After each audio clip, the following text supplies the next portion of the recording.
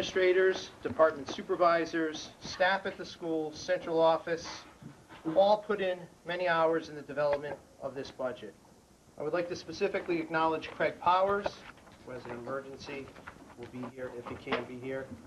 Joe Mancini, our Director of Finance, Pam Commercia, and Karen Kopek in the business office, Caroline Whitaker, my Executive Secretary, and Cassie Canamella, Craig Powers, Executive Secretary, for their countless hours of assistance in adjusting to my constant changes and demands.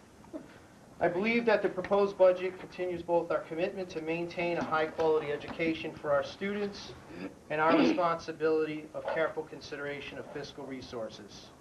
I started the school year at Convocation with the theme, One Team, One Purpose, putting our students first. This budget carries that message forward. Here in Waterford, we do have a great team, a team that does put students first each and every day. My goal tonight on behalf of our team is to not only show you the numbers, but to also share some of the great work going on in our schools. The funds we receive each year lead to consistent efforts to putting our students first. While the fiscal climate remains challenging at best, this recommended budget will allow us to continue to move forward as a district. Last year at this presentation, I shared thoughts that the budget maintains all current programs. I cannot say that this year. This budget does see some reduction in services and programs to the parents and families of Waterford. We have much to be proud of in our schools. We have a very high level of teaching and learning occurring each day. When our staff and students present at our board meetings, I believe you see evidence of that great work. I'd like to share a few highlights of our work going on this year and how this budget and this year's budget translates into programs, offerings, and a staff that truly puts students first. As you heard last month, we are excited to launch our College and Career Pathways program at Waterford High School. It's an opportunity for our high school students to study areas of interest at a deep and meaningful level.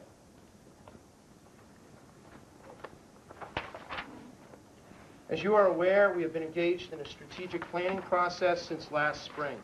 A comprehensive group of 22 people comprised of staff, Board of Ed members, parents, and community members have been meeting regularly to develop a 3- to 5-year plan that will assist us in defining those skills needed for our students to be successful in life, learning, and work beyond school.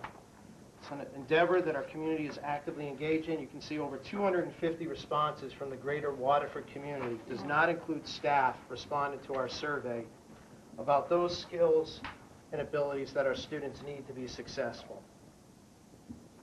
This board has a specific board goal this year related to promoting the good work and the positive aspects of our 5 public schools. The launch of our new district print and electronic newsletter, our Pathways program, and other informational flyers will help us market and promote our great school system. Our students have access to 21 different courses to earn college credit. You can see the data that our students are accessing these courses successfully and are earning college credits at high rates. Over 335 students enrolled in college credit-bearing courses this year. Not sure there's too many high schools in the state that can attest to that. New courses over the last 18 months that are college credit-bearing, you can see the list on the right, chemistry all the way down to advanced placement Spanish for heritage learners. It's a program we're definitely proud of.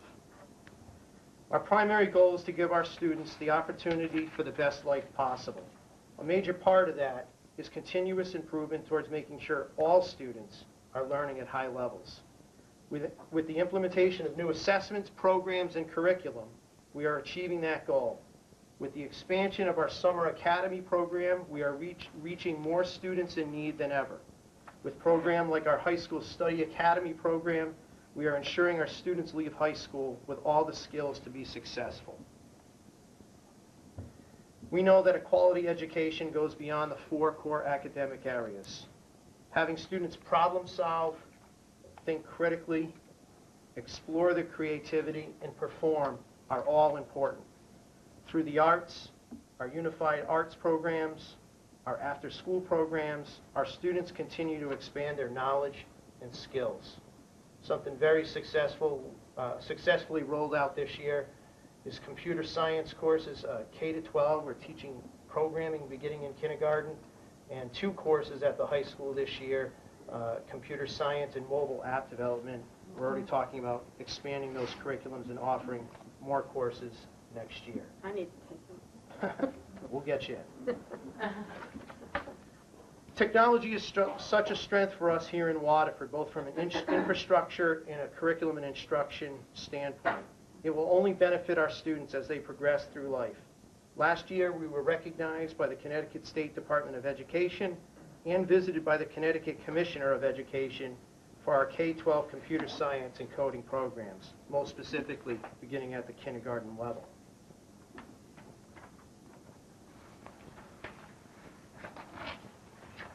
The board has had a long-standing goal on the social, emotional, and mental well-being of our students. We know this is an ever-increasing, challenging world for our students and adolescents. We continue to be out in front of this in education, even sharing our work at the statewide Connecticut Association of Boards of Ed convention.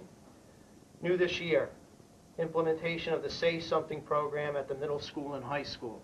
It's a program where students are trained that if they see a friend in need or exhibiting behaviors that are atypical, they have a responsibility to report that to an adult. Clark Lane was recently named a national runner-up in their implementation of that program. At the elementary level, simple programs like Start with Hello, reach out and form friendships with new students who are in our schools as a way to end social isolation, all the way down to childhood trauma training for our staff, certainly the Positive Foundations program, which has been presented statewide. This past October, implementing a Parent Academy night with a keynote speaker on student stress and anxiety, and then 25 workshops for parents offered by our staff on their own time at night. Keynote speakers on positive decision-making, substance abuse, and our partnership with the Youth Service Bureau here in Waterford cannot be unstated as we make a strong effort to meet students' needs. We continue to be out in front on this. We're proud of our Avery Point Transition Program. This was a program that had traditionally been outsourced to private companies. We brought this program in-house a couple of years ago, and it's truly a spotlight program for our district and is recognized in the state as a model for those students who require additional services from ages 18 to 21-year-old. We know that a high-quality professional development system is important, and we know this board has been very supportive of this, both in their actions and their budgetary allotment. The single most important factor in student achievement is the teacher in the classroom. That cannot be underestimated. Investing in our staff is investing in our students. We launched a Teacher Leadership Academy this year, providing targeted professional development and leadership for our teacher leaders. We're working on enhancing our professional learning communities. That's that time that teachers stay after school on Thursdays and meet and discuss student work and student data. We've implemented, for part of our professional development throughout the year, ed camps where our teachers are teaching their fellow teachers. We're lucky to have that expertise in our district. Implementation of professional book clubs and PD extension opportunities on weekends, in the summer, and online. Parent engagement. I've talked endlessly since I arrived here how proud I am of our parents and families. Parent engagement takes many forms in our district. What we do know is that our parents are engaged in their child's education in a multitude of ways and involved in our schools in a multitude of ways. Our schools do a great job of offering evening informational workshops for parents on technology, science, assessments. Certainly we have transition nights as students transition to the middle school and to the high school. And parents are represented on important committees such as hiring administrators. We just finished up the Waterford High Assistant Principal Search. We'll be kicking off the Great Neck Principal Search this spring, again with parent representative in these most important areas. We do issue a parent survey every spring, and our principals build parent engagement goals with their staff to address any areas of need. With that said, we know our parents are pleased with our schools. Some highlights from last spring's survey where 92% of our parents or more indicated positive feelings from the overall education all the way down to feeling welcome at our schools. It's really a credit to our staff.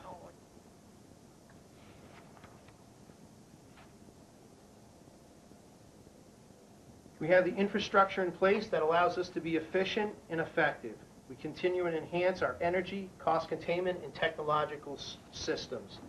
From retro commissioning projects at our schools, that's taking a look at a school after 10 years and looking at the efficiency of its heating, ventilation, and other humidity-type systems. We just did Clark Lane last year, and the plan for Capitol would be submitting that to Capitol next year for Quaker Hill.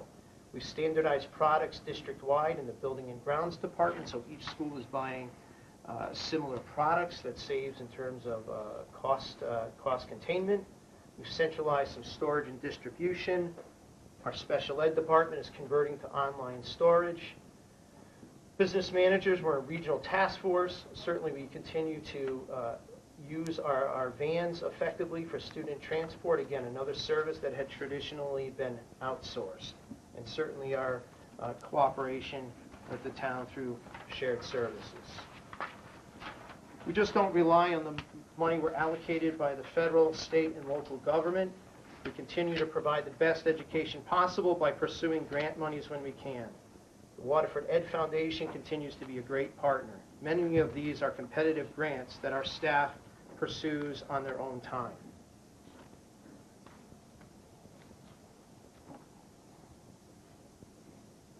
If you missed something, this is going to be posted on the website tomorrow. So, our community invests a considerable amount of money in our schools each and every year because an investment in the schools is an investment in our community as a whole. There's real innovation occurring here, and that puts Waterford on the forefront of providing a high-quality education. We have staff presenting state, regionally, nationally, and internationally. 2 of our teachers were accepted to present at the International Technology Conference this summer. Only 30% of the proposals internationally were accepted. 2 of our teachers' proposal was accepted. Our high school is involved in 2 endeavors around mastery-based learning and League of Innovative Schools. We're in the process of joining that. We participated in a statewide project around reimagining what high school education will be here in the 21st century and beyond. Commissioner of Education formed a council on mathematics. We were fortunate to have 2 teachers representative on that statewide task force. I'm not sure any other district could say that. We are proud of our school district having received 2 high rankings recently. Waterford has recently been ranked as one of the best school districts in Connecticut by a nationwide ranking system using U.S. Department of Education data, taking into account the strength of our academics, the quality of our teachers, school resources, the quality of student life, and student and parent reviews. Waterford High was recently ranked the 41st best high school in Connecticut by U.S. News and World Report, putting it in the top 25% of all high schools in the state. Considered were things such as college readiness, as measured by the SAT and advanced placement coursework, mathematics and reading proficiency, and student-to-teacher ratio, all important factors in student achievement. Perhaps our proudest moment came when recent rankings around safest school districts in Connecticut came out, learning that our our schools are ranked the 15th safest school district in Connecticut, most obviously to be number 1. It takes a community to educate a child. The demands in education and on children are higher than ever, and we know that maintaining community partnerships is so important. Some of our most important partners are our town departments, as you know. Other partners are in business and industry.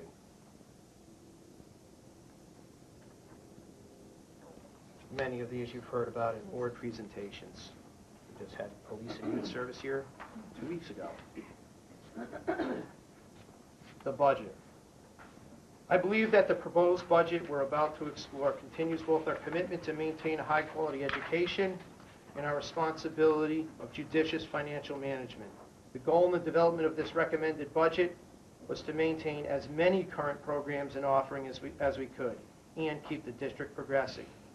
While this is a true needs-based budget, it does preserve reasonable class sizes. I won't say historical, because class sizes have increased this year, as you know, around kindergarten.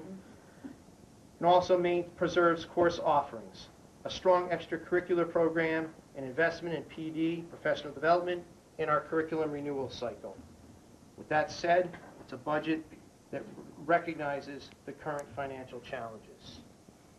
What this budget accomplishes, before we get into the numbers, I believe we can continue to provide a high-quality education. We will maintain most current programs and offerings. As I mentioned, reasonable class sizes. We will preserve athletic and extracurricular programs, sustain our curriculum renewal cycle, address a math need at the middle school. Again, all of this in more detail in the coming, I won't say hours, but minutes. Launch college and career pathways at the high school.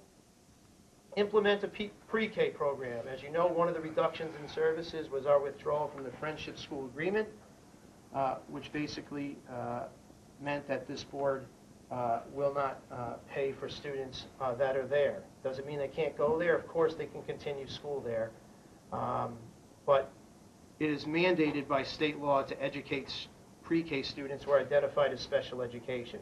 This budget will do that. We will continue quality professional development, and we will continue a preventive maintenance program for our 5 buildings. The context of this budget.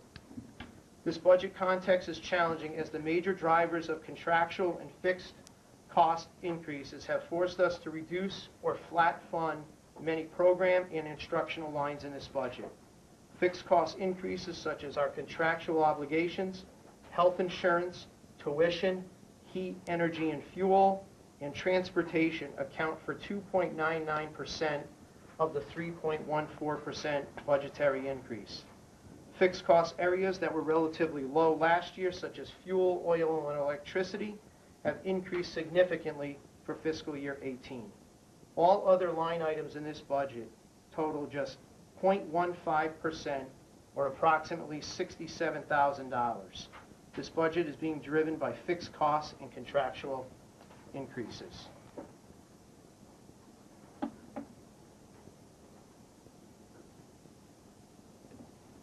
Before we get into the nitty-gritty, I thought it was important up front to explain some of the cost containment efforts.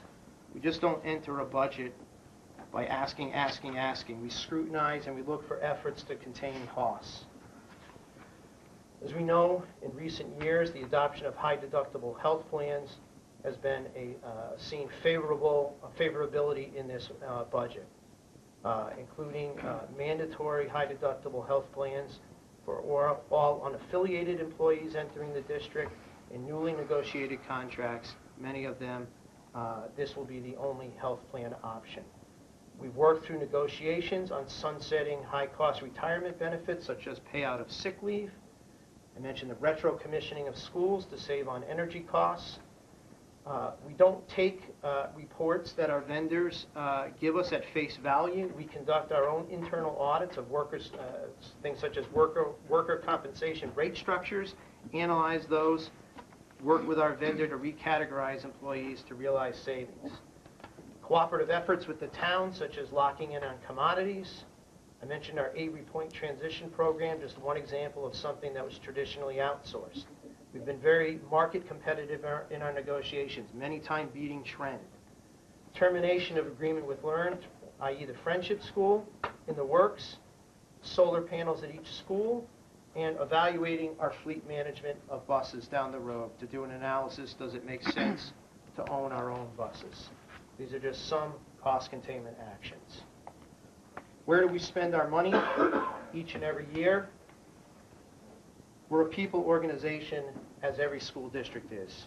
3/4 or 75% of our budget is salaries and benefits. This is not unusual. National average is 80 to 85%. Another 16% of our budget is comprised of tuitions, heat and utilities, and transportation, fixed costs. The remaining 4% of other are all other line items in the budget, some of which are fixed costs, and others are to address district needs. What's driving this budget in a little bit more detail? If you look at salaries, our salary lines this year are going up $814,000. That is a combination of contractual increases, but also the addition of some paraprofessionals to support our pre-K program. What does that represent? That's a 2.72% increase over fiscal year 17 budget. The last column indicates what percent of the 3.14 total is the salary line. So 1.77% of our increase of 3.14 is comprised of salaries. If we look at benefits, we'll see an increase of $229,000 this year in benefits. That equates to 3.7% over this year's current budget. That is 0.5% of our overall budget increase. Heat, energy, and fuel, $170,000 increase. We all know we're paying more at the gas pump than we did a year ago. We're paying for more for electricity to heat our homes and more in oil to heat our homes. That's over a 12% increase from this year's budget, 0.37% of our overall budget increase. Tuition, these are our magnet and charter tuitions set by magnet and charter schools, approved by the Connecticut State Department of Education, as well as tuition for special ed outplacements for students that are so high need we don't have an appropriate program here in district. That line is going up $90,000. That's a 3.5% increase over this current fiscal year, 0.2% of our overall budget increase. Transportation, two things comprise this increase. One is we went out to bid this year for a new bus contract. Our contract expires June 30th. And also the cost of diesel. We buy our own diesel rather than buying it from the bus company, which would probably put a surcharge on it. That is a 3.5% increase over this current fiscal year and 0.16 of our overall budget increase. All other lines in the budget are a $67,000 increase or a 1.77% increase over this year, or 0.15 of the 3.14.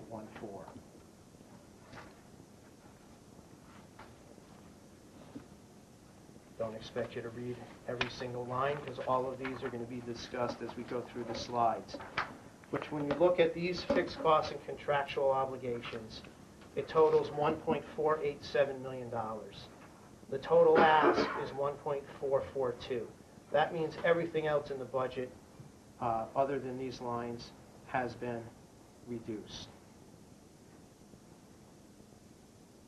Budget needs, those things that we identify as instructional and operational needs in our budget, total $12,000. A modest increase of $5,000 in instructional supplies, another almost $4,000 in maintenance supplies and repair. All other line items, a modest request of $3,000, totaling $12,000 to address instructional and operational needs of the district. That's in the context of a $46 million budget. That's the increase, not the total of the line items, just so I'm clear. Line items reduced. 97 lines in this budget have been reduced from this current fiscal year. Some notable reductions you can see on this slide.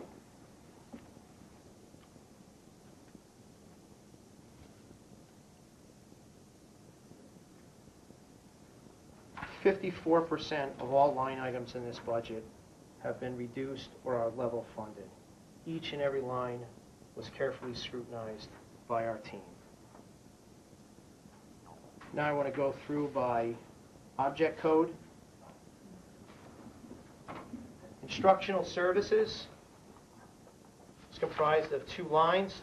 Our certified salaries, that's teachers and administrators, and temporary pay certified, which are things like tutors and substitute teachers. The numbers in the right-hand column indicate an increase or a decrease. If it had parentheses, it would be a decrease. The total line item is listed up above.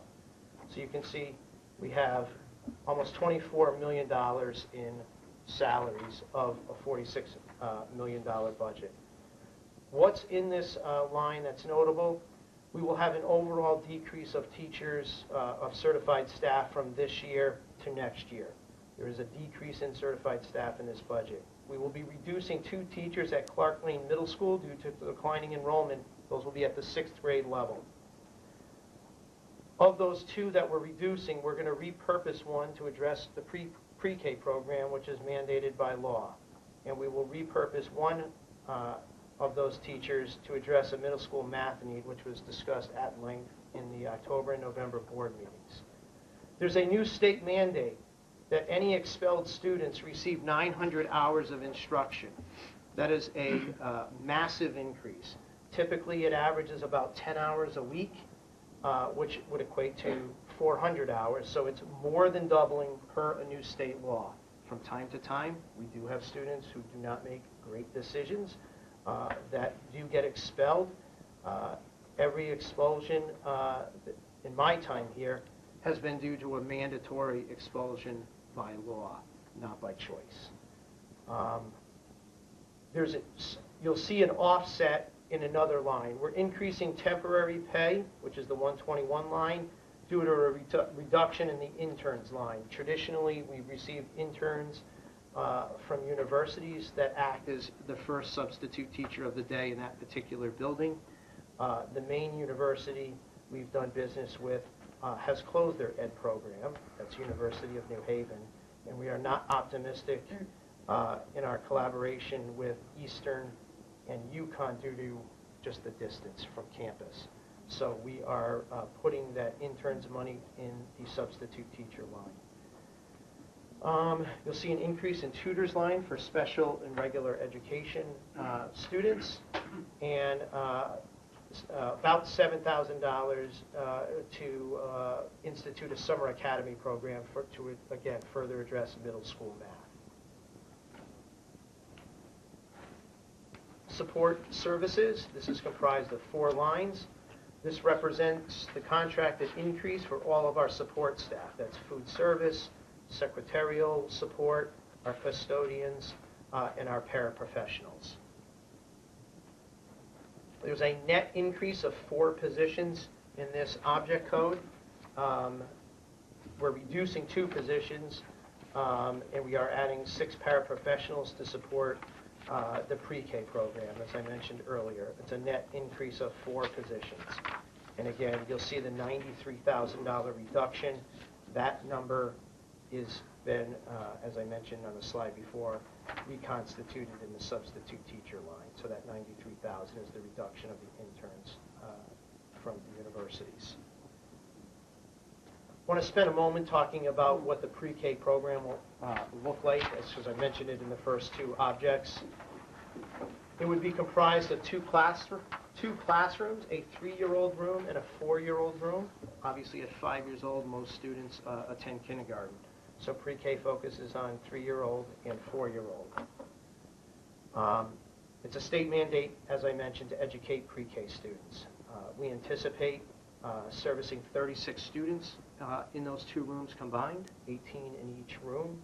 And that is a function of 9 currently identified special ed students that are 3 years old and 9 currently identified students that are 4 years old, and then an equal number of peer role models in each of those rooms, so for a total of 36 students.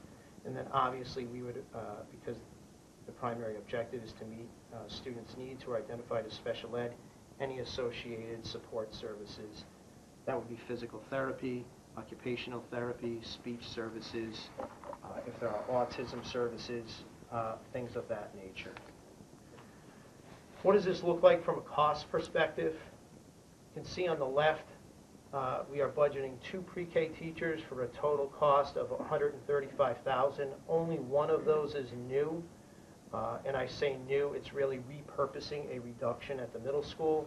The other, FTE, that stands for full-time equivalent, we would be taking a position back that is currently at the Friendship School. We still have 1 teacher there from the original constitution of the school, so we would take that teacher back. A slight increase in UA, that stands for Unified Arts.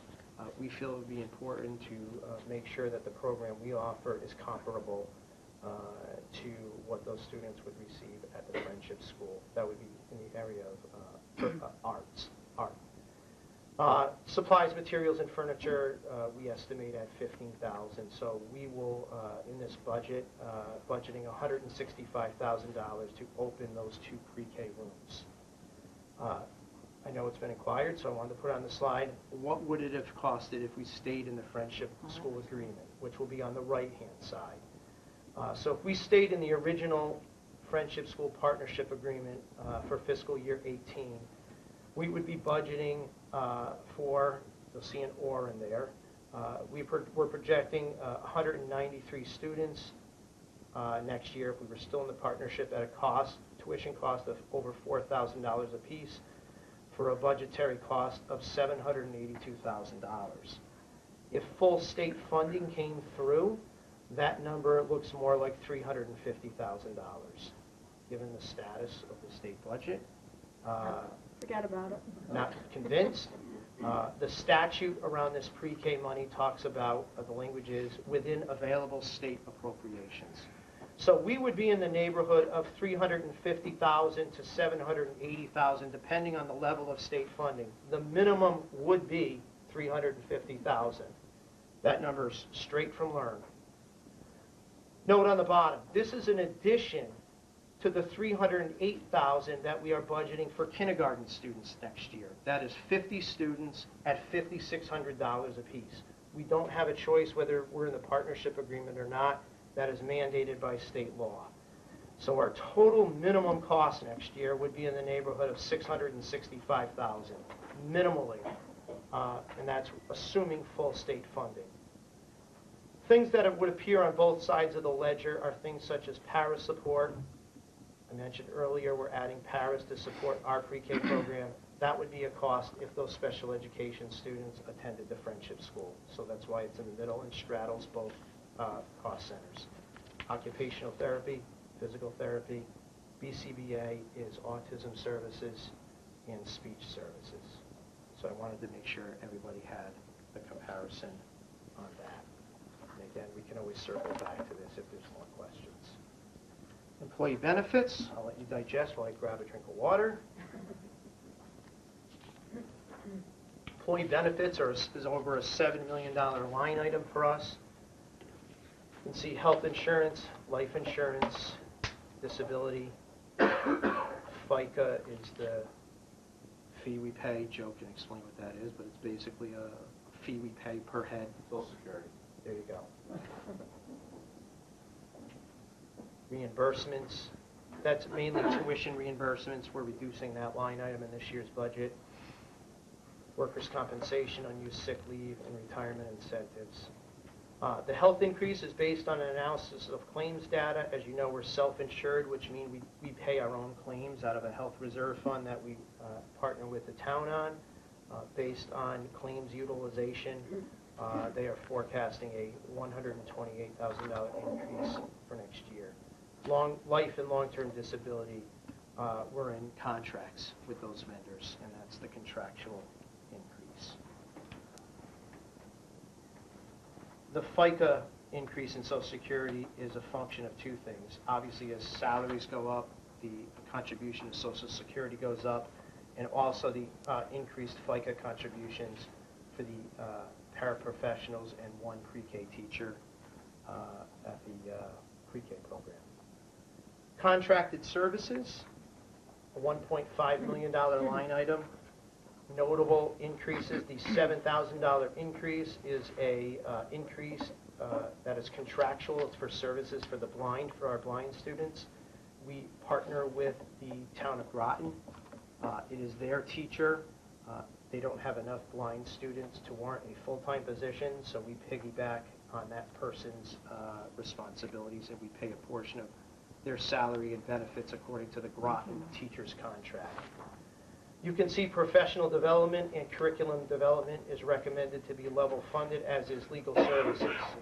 Other professional technical services, is mainly comprised of special education services at magnet and charter schools, and those rates are set by magnets and charters approved by the Connecticut State Department of Education, and that is a function of the number of special education students enrolled in magnet and charter schools. Transportation. As I mentioned earlier, we went out to bid for transportation this year as our contract expires this coming June 30th. The board will vote on that contract at the February meeting next Thursday. The winning bid was a 3% a year for the next 5 years.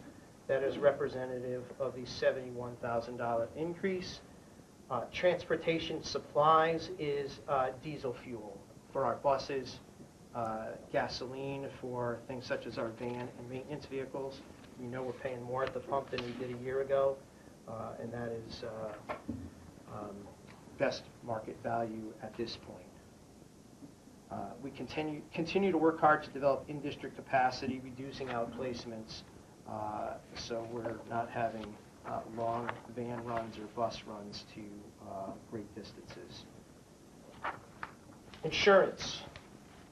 This is pretty much our other insurances other than health insurance. These are your fire, property, liability, athletic insurances. This is a $274,000 line item, going up $8,000, nearly $8,000. And again, these are contracted increases based on current vendor contracts that we're on. Communications. Over the years, the installation of fiber has allowed us to eliminate some landlines, which is, again, another cost containment strategy. The increase in 530 communications is due to the loss of an E-rate grant, which is a state grant. We have traditionally been able to offset some of our telephone and cell phone costs using a state grant. The state has changed the rules for the utilization of that grant. We can no longer use that grant to offset our phone and cell phone costs, hence the $11,900 increase. Postage and advertising recommended at level funding.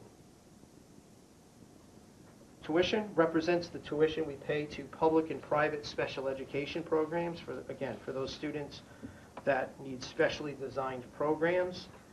It represents state agency placements at the Waterford Country School when DCF or DDS places a student at the Waterford Country School. That tuition cost comes to us. And it also represents Waterford students' tuition costs who attend magnet and charter schools. These placements go up incrementally every year, just as the cost of doing business in our 5 public schools. The cost to educate students in other schools goes up as well. We are reducing the special ed private outplacement tuition costs in next year's budget by $24,000, but you can see it's a net increase of $80,000. Again, substantial line item. Other purchase services, again, a $200,000 line item going up incrementally this year. Travel and conferences has been reduced in this recommended budget. The contracted services, most of that increase, about $3,000 of that, is due to a new state unfunded mandate that puts the inspection of bleachers on a mandatory timeline according to the state. Obviously, it was always something we did, but it is now on a mandated timeline, which will increase the costs to do that. Instructional supplies, these are really those supplies that really are used to educate students in the schools. This is really about those items that kids touch and use each and every day that allows our teachers to teach and our students to learn. About a $666,000 line item. Instructional supplies, a modest increase of $5,000, and that's really about a reduction in the textbooks line. In working with our elementary principals, we reduced the textbook line at each of our elementary schools by $2,000 at each elementary, and then increased under instructional supplies for AV materials, essentially mobile devices, as we move to more digital platforms and move away from textbooks. Software, again, in a line item that is a substantial line item in our budget, a $12,000 increase. Of that $12,000, over $7,000 of that is increases in existing products. And those range everything from our school security software when a visitor checks in and we run their license to things teachers and students use in the classroom. Operation and maintenance of our buildings, a $1.9 million line item. Notable on this slide are the substantial increases in fuel oil and electricity. After seeing historical lows in fuel oil, commodity rates are climbing. We do work with the town on bulk purchasing of things such as commodities. In terms of electricity, the transmission rate is climbing. There's two rates. There's a generation rate, which is the cost to generate the electricity, and then the transmission rate, which is basically the cost to get it into the building. If you look at your Eversource bill, you'll see it. The transmission rate is climbing. As you know, with geothermal heating and cooling, the primary energy source to run those systems is electricity, as opposed to oil or some other source. Favorable pricing in natural gas and propane, and you can see under maintenance and repair, we are reducing that line item. Textbooks, $381,000 line item. This is really textbooks, library books, and some other materials and supplies. An overall decrease in this object of $6,600. As I mentioned 2 slides ago, moving some of that textbook money into digital platforms, hence the reduction. Equipment. Overall decrease in this line of $63,000. I hope the message to the board is that our team did look at those lines where we do have control and did reduce. The main reduction in the equipment line is budgeting almost $60,000 less for technology than we did in this current fiscal year. Dues and fees, the $45,000 line. There are no new dues and fees. These are rate increases on existing memberships and subscriptions. I thought it was important to share with the board. I mentioned partnerships and grants earlier in the presentation. We do continue to chase money in other ways. This current school year we're in right now, we're utilizing nearly $100,000 in grants. Had our staff not pursued these opportunities, often on their own time, either our students would not have benefited from these resources, or it would have been a request of the town.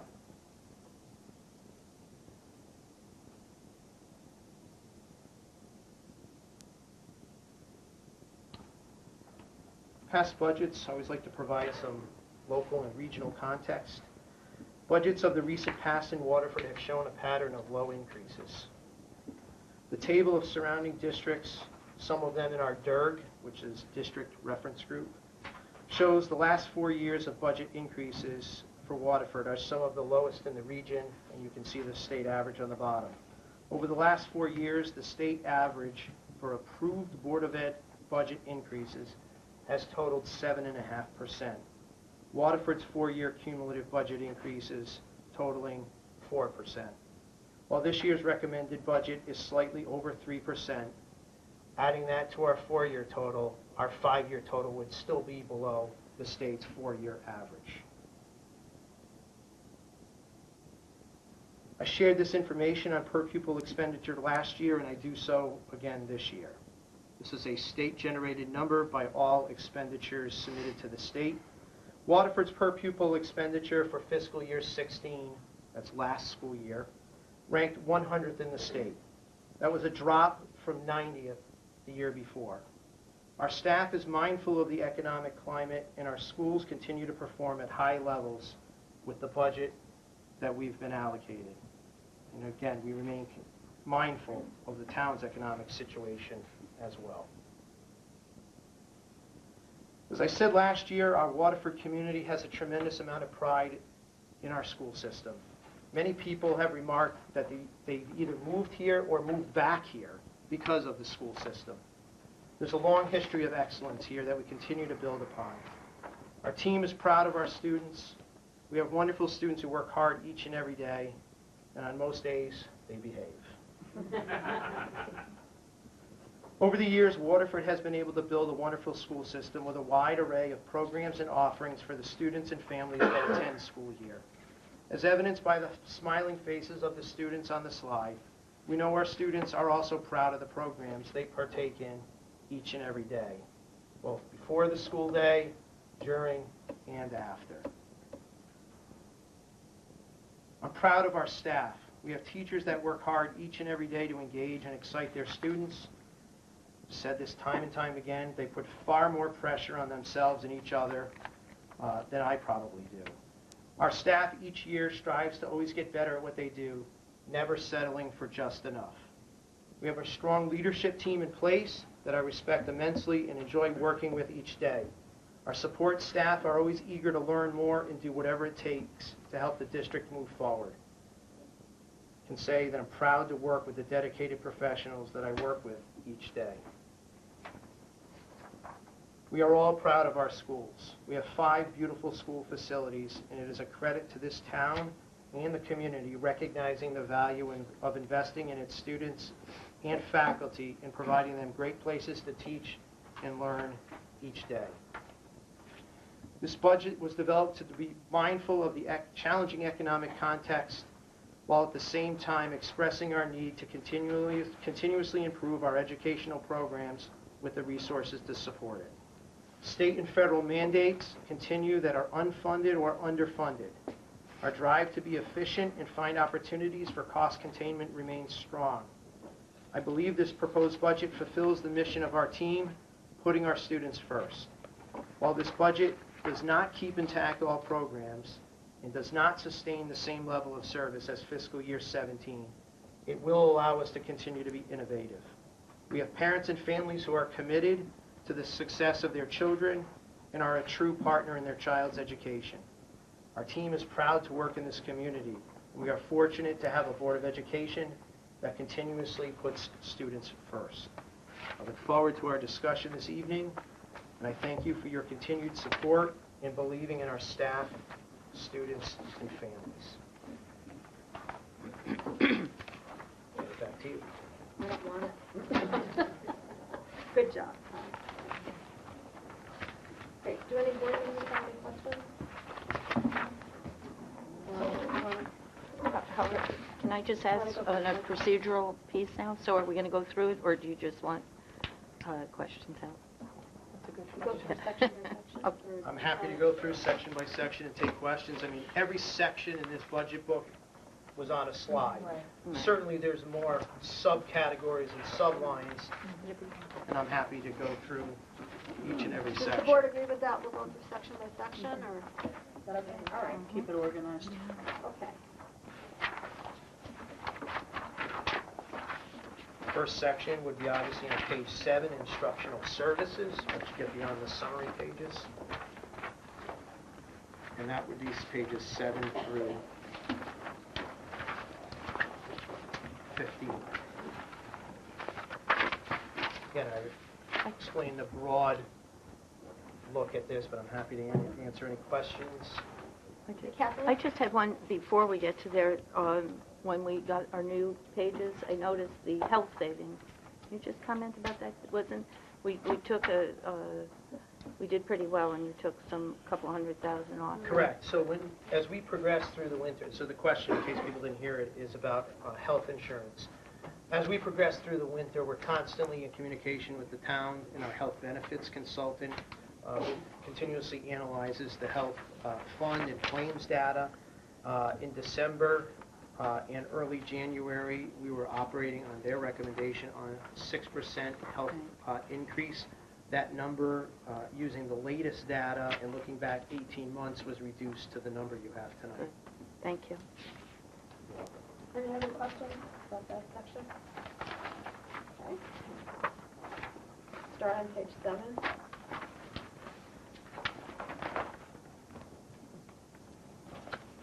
Any questions there? Instructional services?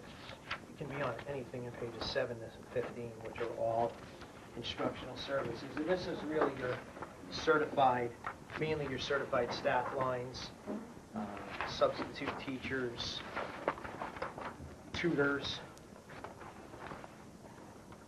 Any questions?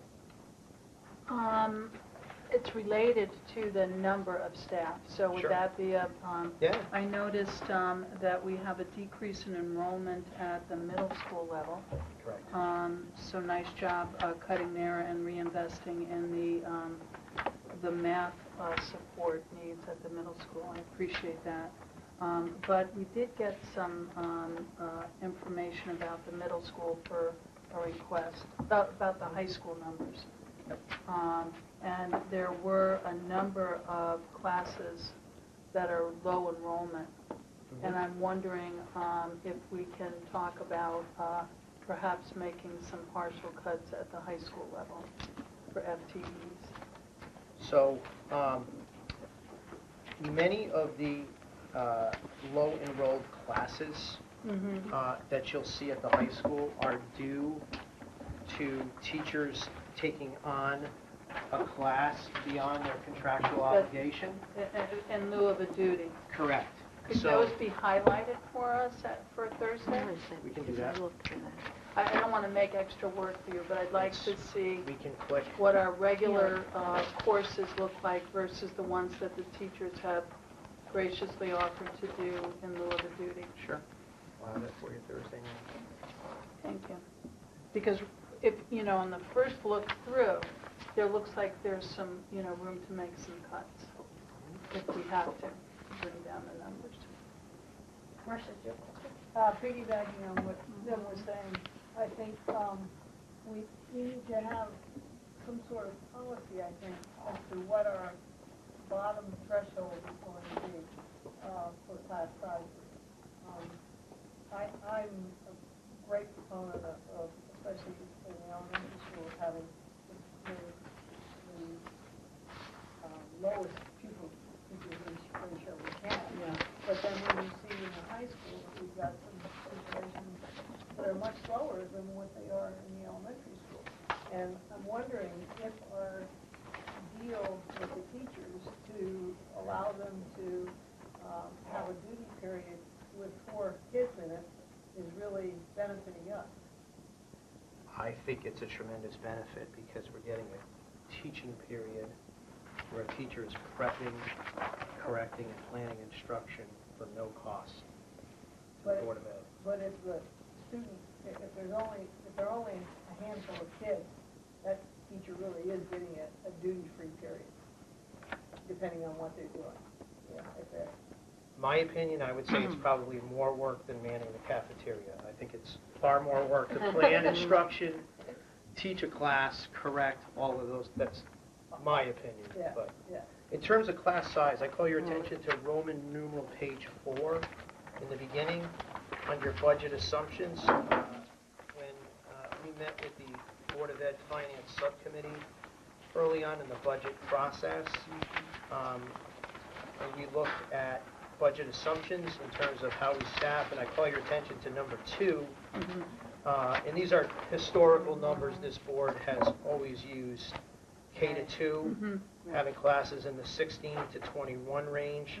Obviously, a grade 2 room is different than a kindergarten. We know kindergarten this year, specifically at Great Neck, is over 20 students in a class at the kindergarten level.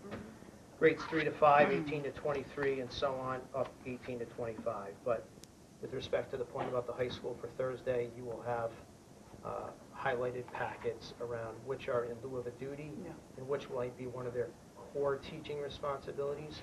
My assumption is most of those are probably at the AP and ECE level. Right. And those Where numbers are, right. Yeah, there's some requirement Yes. to get in. Yeah. and because the high school class size is recommended 20 to 25.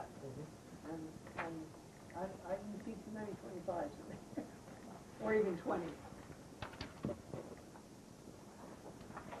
Also on FTEs, Tom, thank you for sending the information out for TAG.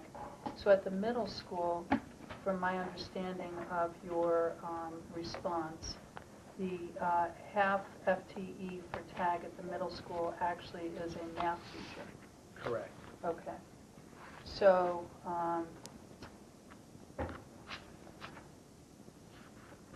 but don't we already have a math teacher teaching the pre-algebra and the algebra? We do.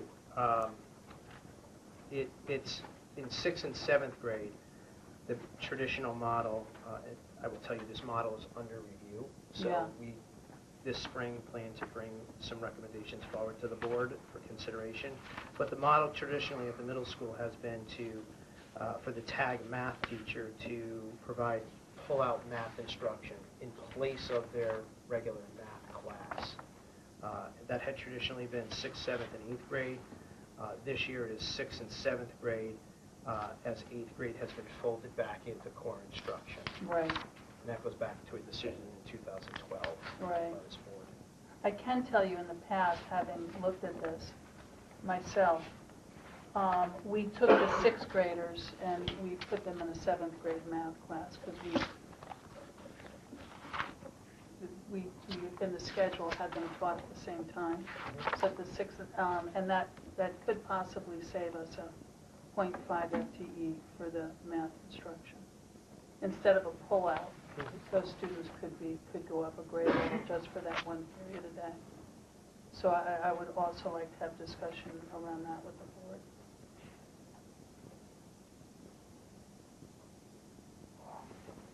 Any other questions or comments?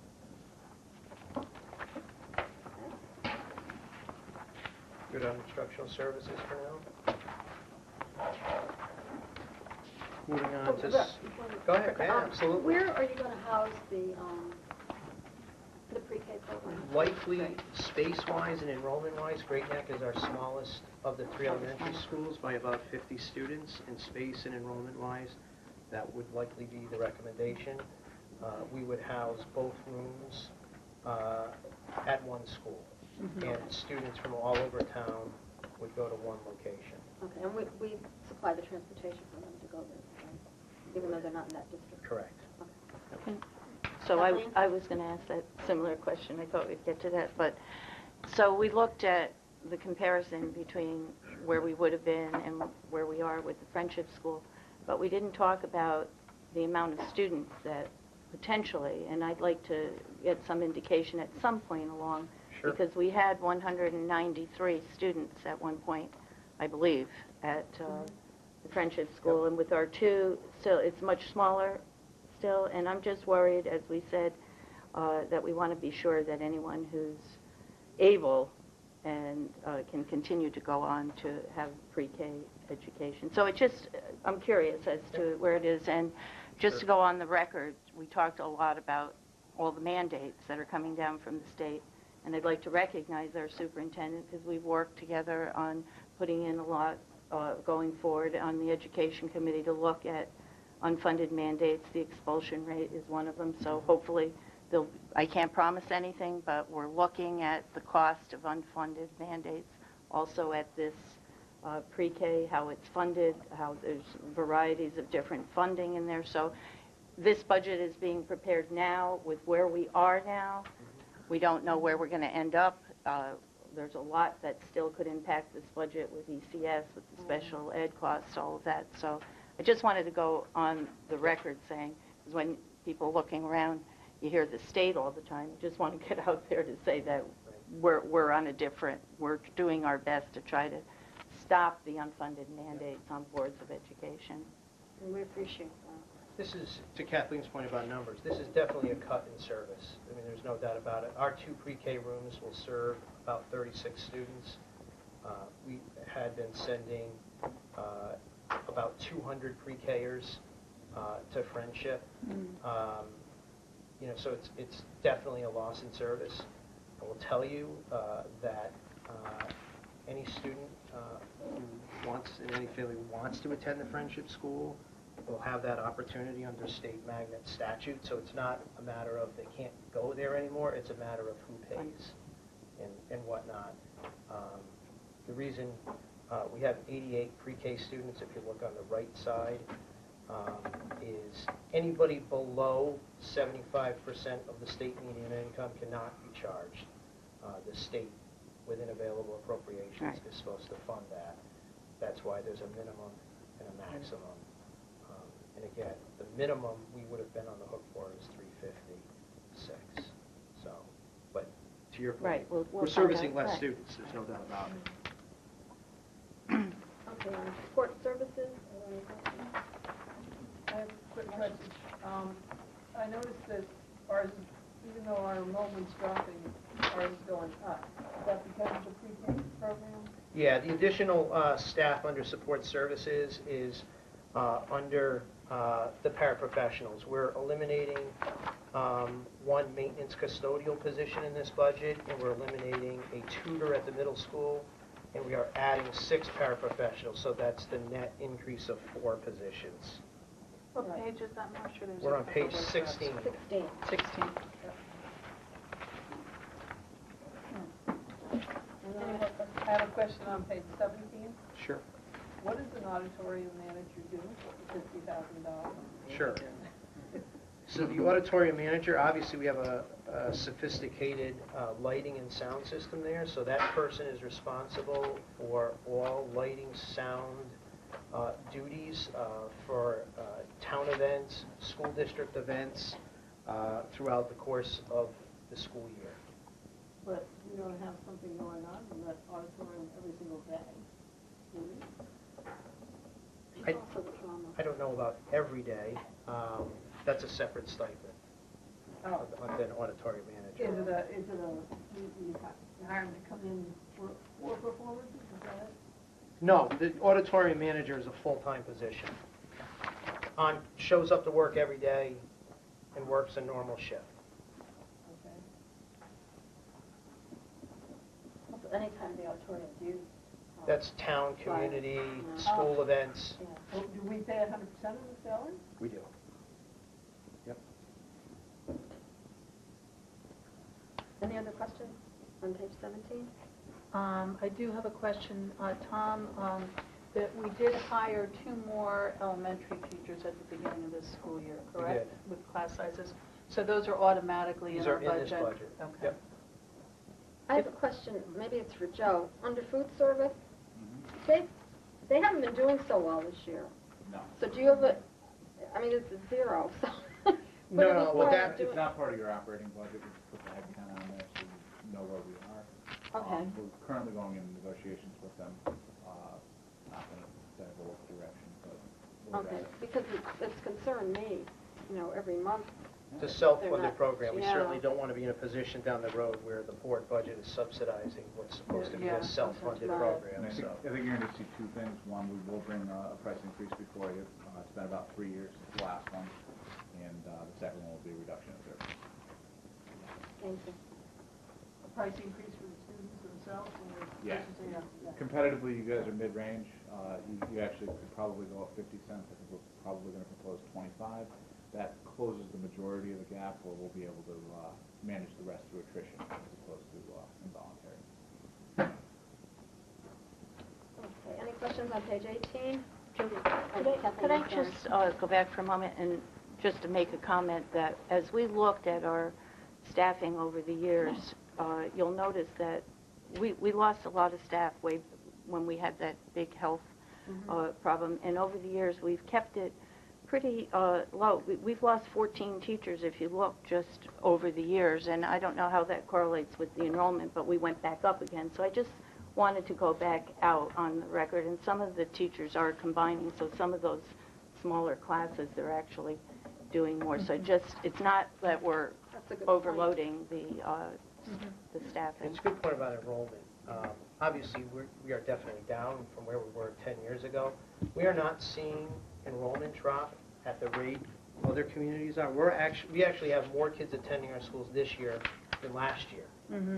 So that's Just wanted to put that out an there. important factor as well. Thank you. Page 19, any questions? Yes. Marcia? Is there any way we can, we have, I noticed custodial subs.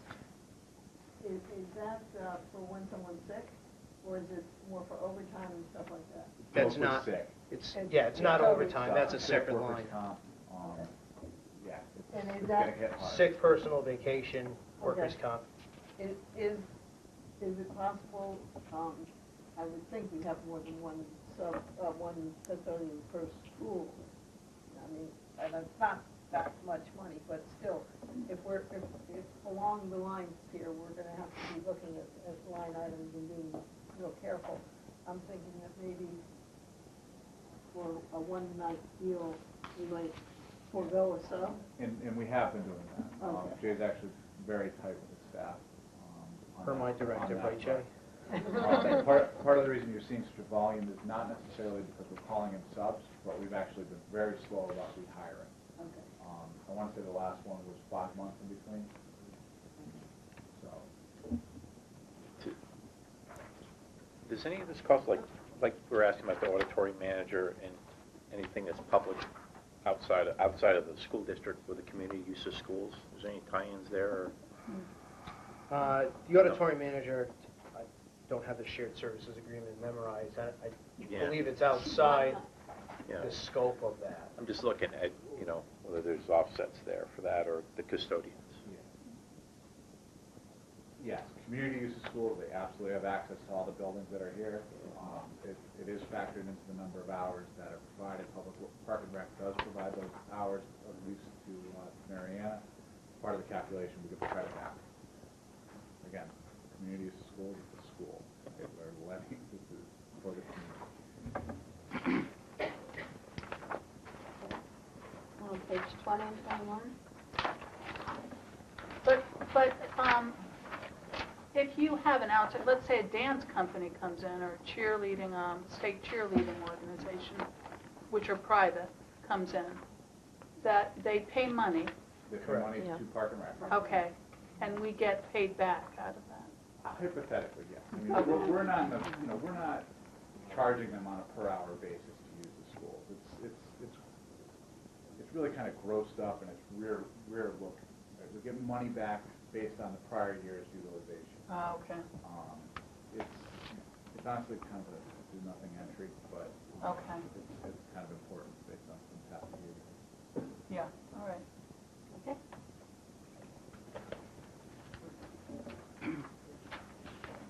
Page 22. Starting up with this section then. Okay, employee benefits. Page 23, 24. I'm sorry, page 22, I had a note. Van drivers, do we have to pay for them? Are those, the bus company doesn't pay for van drivers? No, so about 3 or 4 years ago, the district made a decision, it was a great decision, to reduce the cost of transporting kids to outplacements, special ed students who may travel far okay. away. We bought our own vans, we hire our own drivers, we Okay. train them, we buy our own fuel, so... So that's not part of our STA contract? It's not part of our STA contract. So we're paying And them. Joe's done an analysis on this. Yeah, savings are considerable. We're I paying bet. up with $15 an hour for the drivers. We can I share that bet. Thursday night. Joe's Yeah. done the analysis on that. It used to be about $100,000 from the company that we were using, right? Yeah, at least, well, that's what the savings would be, yeah. Yeah. The saving, good job. Okay. Now, page 22, 23, employee benefits. Any questions there? Page 25, 26. I'm actually going to draw your attention to one number. Tom touched on it before. On 24, the FICA employee contribution. You'll notice the percentage is disproportionate and everything else. Teachers in the state of Connecticut do not pay in the FICA. This is specifically for non-union as well as paras. So additional paras is partially driving this. That's why any number greater than 3% is roughly it. How many do you know about how many employees that entails? I do, but I'm not going to speak from the head. Answer that there. That's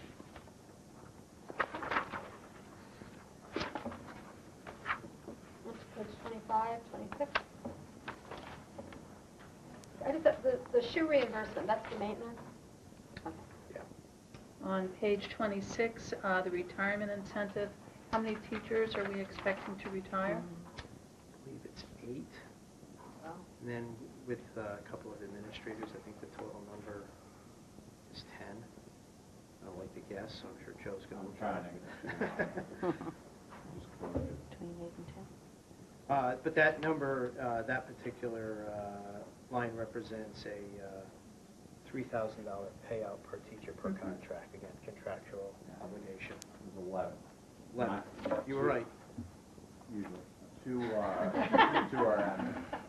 Of course you are, you like the Patriots. What is, so it's 9 and 2? 9 and 2. That's close. I had 8 and 2. Okay, contracted services, page 27. I guess I Marcia? have a comment on professional development. I think I wholeheartedly support it if you can afford it, and I wholeheartedly support professional development for teachers. But I think administrators, we should do that ourselves. Our superintendent, assistant superintendent should be the ones supervising and mentoring our administrators. And I don't see the need when we're hiring administrators for the salaries that they receive, that they should need coaching. That's just my personal opinion. So this line is all professional development for all employees in the school district, primarily teacher professional development. This line was increased by the board last year. What line item is that? 322 professional development. So it's not broken out by admin? No, it's really allocated on a year-to-year basis based on the needs of the district. Okay. But some of our teachers do teach some of the professional development. Oh, the ed That camps, we have, for right? example, you know, the Right. March 10th ed camp, we have 45 offerings by our staff, teachers teaching teachers. That's traditionally a day that might have cost us upwards of $10, $15, or $20,000. Certainly, there's some very highly specialized professional development that, as great as our principals are, they're not experts in every area. We've been fortunate to bring in national experts in Readers and Writers Workshop, math, Greg saw that. Tang, and there's one other gentleman, I can't remember his name, Craig always remembers it. But, you know, certainly, and then also in this line is X dollars per teacher per building to attend a conference or something like that. I have no problem with the teacher development. I saw some consulting fees for learn and things like that. To me, seems that we can do a better job ourselves. And then I also have a question about curriculum development. Are we holding off on our science curriculum development? No, all curriculum development will move forward in accordance with the curriculum renewal cycle, which is every 5 years. Yeah, Yep. including science. Yep. Okay, any more questions on page 29? Okay, I have a question on health services. Our medical advisor, Sure. not medical advisor, Yes. page 29. The medical advisor. Now, what exactly does he or she do? So we're required by state law to hire a medical advisor. Obviously, we don't have a doctor on staff, so when there are issues around students, and even potentially staff, that we need an expert medical opinion, we call that person. On call kind of. Correct. How often do we call them? Do you know? Not a lot. I can tell you by the price, we're very competitive receiving that rate. I don't want to advertise that too much because I don't want the person to raise their rate on us, but that's a fairly competitive rate. But we're required by law to have a medical advisor on call. Okay, and then I have another question about our nursing, the health services, the nursing. Because our enrollment has gone down, but yet their cost has gone up, and it's because we have more students with special needs. That's purely, we don't employ our own nurses. We contract that out to VNA. That contract came before the board last year, I believe. So that's a contractual increase of 2%, according to the contract we signed with them. And they staff all our school nurses' offices. And we're not responsible for the nurses at Friendship School. Right, okay. All right, on to transportation, page 30, 31.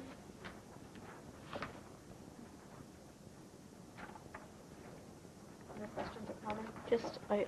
just wanted to ask, so with the new, when we went out to bid for the transportation, did we have a lot? Do we have a lot of? Do we have a lot of we have companies one coming back in? respondent. Yeah, We had one respondent. just the one?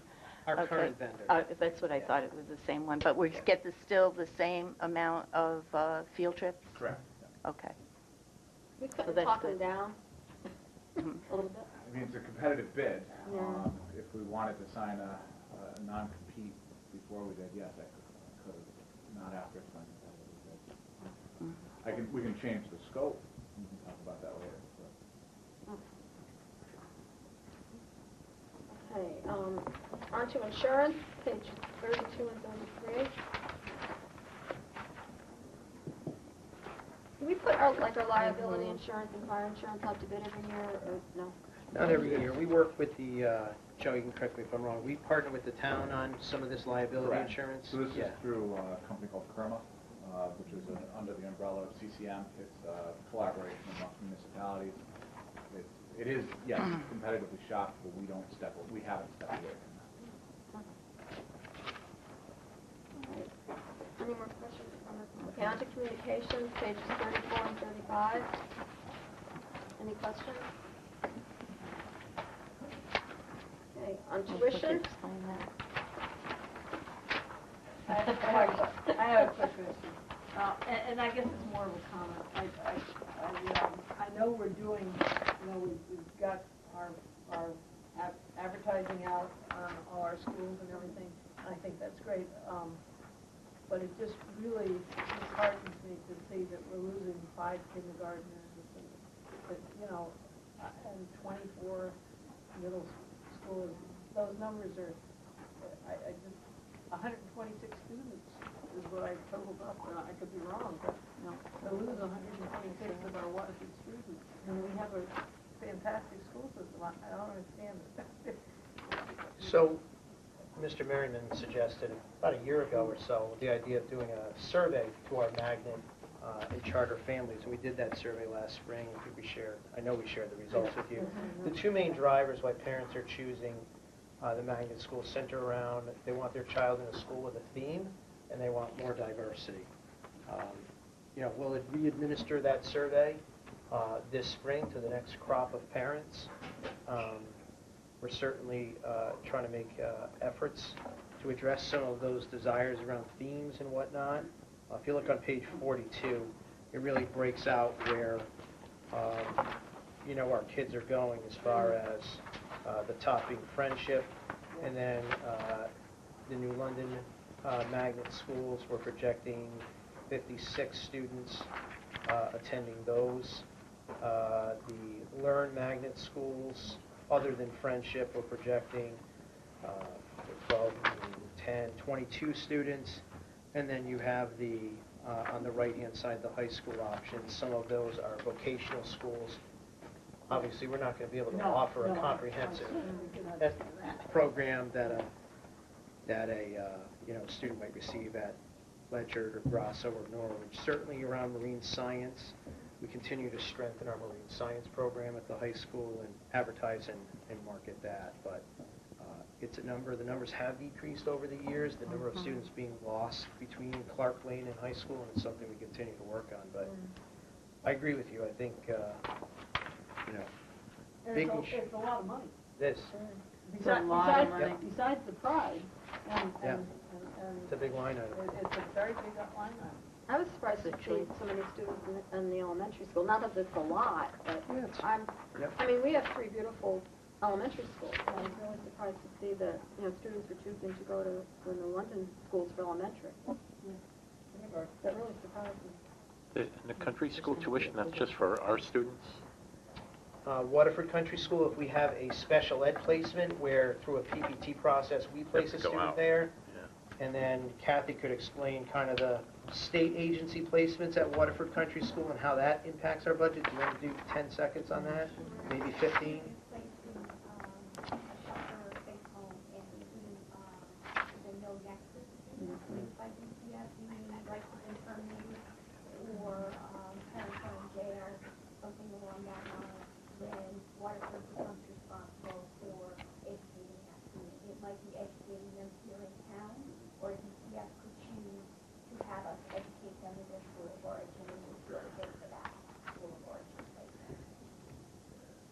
How many students, Kathy, are no nexus, would you say?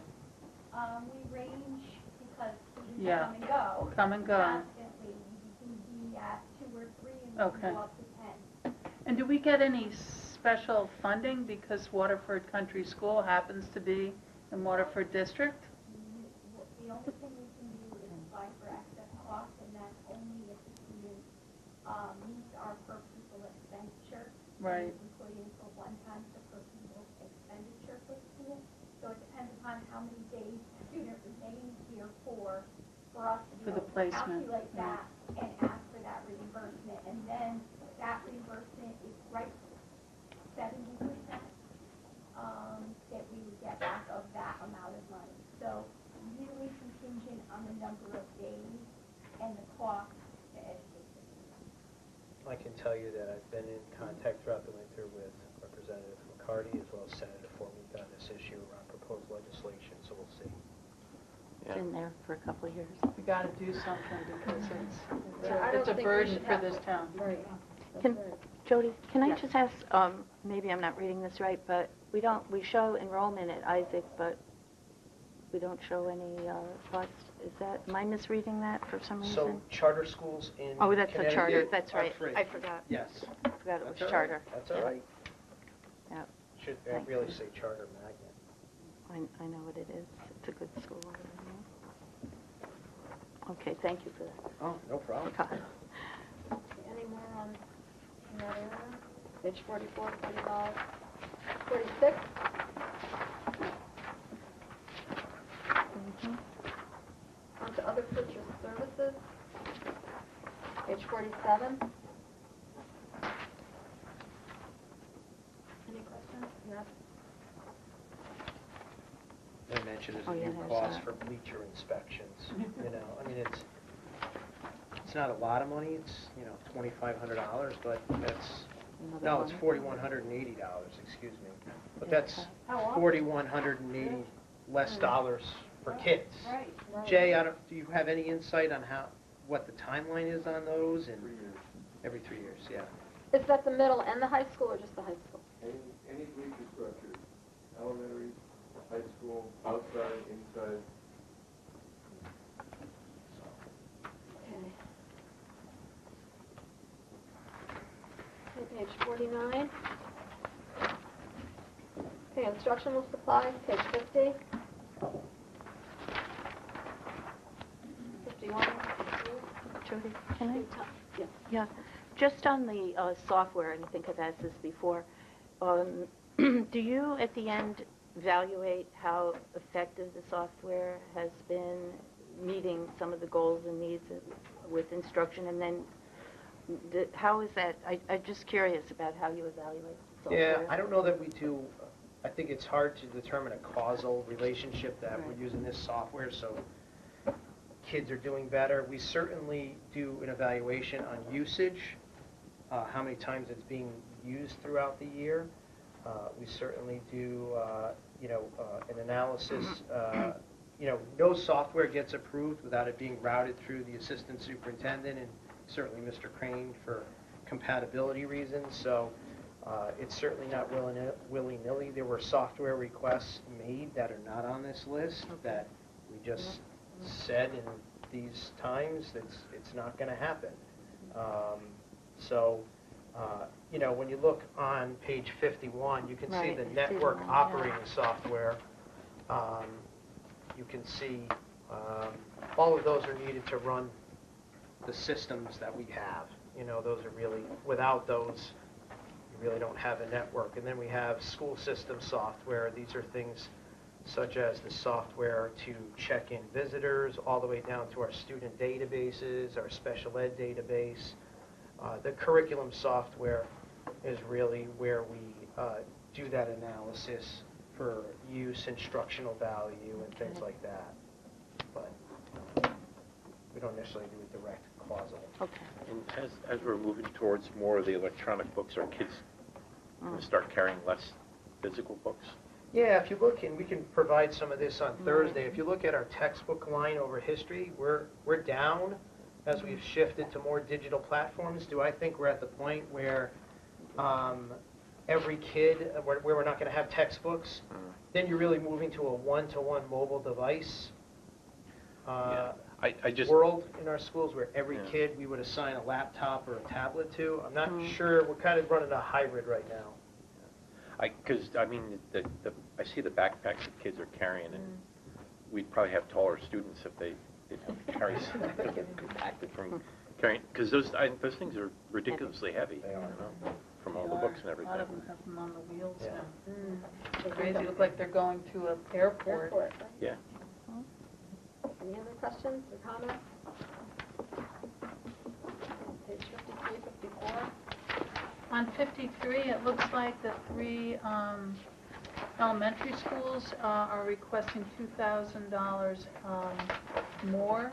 You see a 66% Yep. increase. What is that item?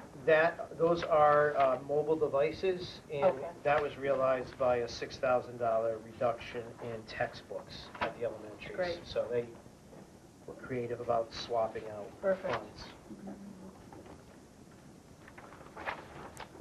Okay, on to operation and maintenance of buildings on page 55.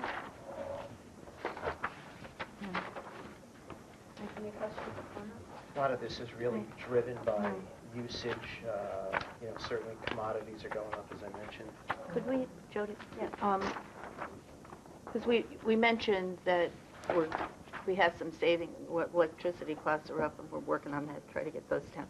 But could you, at some point, just let us know, maybe just track where we are with the geothermal now, to see if we have savings Yeah.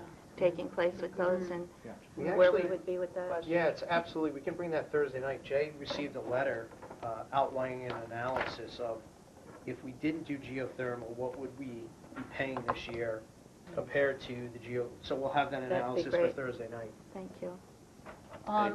Sorry, Oh, go ahead. While we're on the buildings, capital, those went through okay in your, Approved by Board of Selectmen. Okay. They need to be approved by Finance, Board of Finance, and then ultimately RTM. great. Right. Sorry. No, I guess that's probably covered in the capital, because we keep talking about the age of the schools, that they're getting to that point where, you know, that 10-year-old age where they're going to start needing some maintenance, so gotta think about that, I guess. Hard to believe. Any more questions? Operation and maintenance of the building?